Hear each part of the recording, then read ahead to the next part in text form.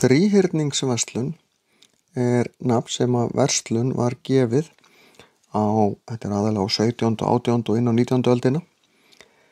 Þegar við vorum með verslun frá Evrópu, ef að þetta Evrópa hérna, Afríku og svo Ameríku. Það var flutt iðnvara frá Evrópu til Afríku og selt þar dýrum dómum. Það voru fluttir þrælar frá Afríku til Ameríku því þar vantaði vinnuafl. Frumbyggjar Afríku þeir dóu svolítið bara úr sjúkdómum sem Evrópubúar báru með sér þegar þeir fóru að fara þangað á 16. öld. Og síðan var flutt frá Ameríku, bæði Suður-Ameríku og svo síðar Norður-Ameríku, gull, geimsteinar, kaffi, bómull, alls konar hrávara.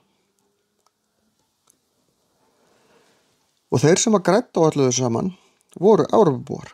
Og þið séu að þetta myndar nokkurs konar þríhyrning, þess vegna þetta kallað þríhyrningsverslun. Því að Evrópubúarnir seldu iðnvöruna dýrum dómum í Afríku, keyptu þræla fyrir eins lítið þeir gátu, fluttu þá til Ameríku þessir unnu fyrir Evrópubúana við að grafa eftir gulli eða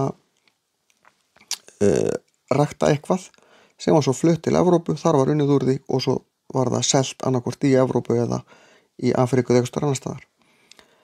Þannig að fjármagnið safnaðist svolítið saman í Evrópu.